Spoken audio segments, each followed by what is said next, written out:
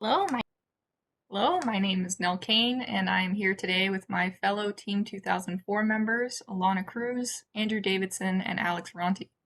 Our senior design project was pulse power conversion for medium voltage systems. This project was sponsored by General Dynamics Electric Boat and overseen by faculty advisor Professor Yang Chao. Our sponsor, General Dynamics Electric Boat, has been the primary designer and builder of submarines for the U.S. Navy since 1899, beginning with the USS Holland, the Navy's first commissioned undersea warship.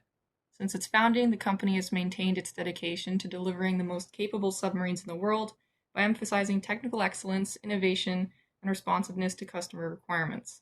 This emphasis has enabled Electric Boat to consistently develop and integrate complex systems and to deliver a long line of first-of-a-kind ships to the Navy. They are an inspiring sponsor, and we greatly enjoyed working with them this past year. Electric Boat asked our team to investigate pulse power conversion and determine if this concept could potentially be used in future ship power distribution systems. The objective for this project was to develop the circuitry necessary to efficiently convert pulse power from a supercapacitor to provide a short-period electrical boost to a medium voltage system. The project was based on providing a Tesla Model P85D with power to its electric motors during the vehicle's insane mode. The project was split into two phases.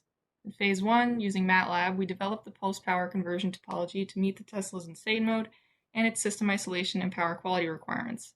So a pulse of 400 volts, 568 kilowatts power for 3.1 seconds was fed into a three-phase induction motor.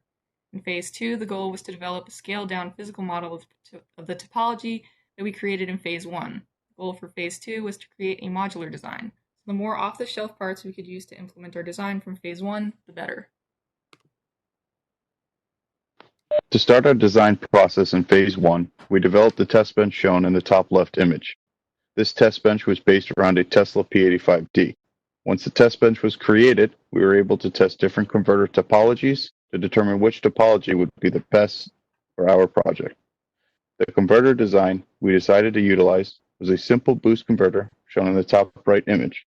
Using this converter and test bench, the waveforms along the bottom were created. On the bottom right, the motor RPM and torque is shown over a 3-second period. On the left, the DC bus capacitor current and voltage is also shown over a 3-second period. In Phase 2, we attempted to build a scale model of the test bench system developed in Phase 1. Based on the request from our sponsor, we used as many off-the-shelf components as we could. We first used a 24-volt DC power source to charge our 275 farad supercapacitor bank to a voltage between 28 and 36 volts. From this supercapacitor, the boost regulator circuit will output a constant 36 volts. Both circuits will be mounted in a 3D printed circuit enclosure. This enclosure will have two fans mounted on the outside for cooling. The output of the boost regulator circuit will then be fed into an inverter, which will output 120 volts AC. The output of this inverter will be fed into a variable frequency drive. VFD will output three-phase AC used to power the AC induction motor. An Arduino will be used for switching throughout the project.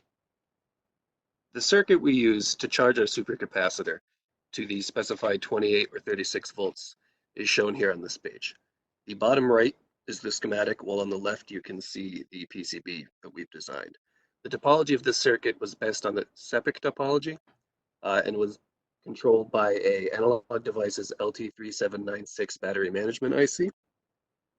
It's capable of outputting a constant 4 amps while then maintaining a constant set voltage level after the supercapacitor has reached the specified voltage.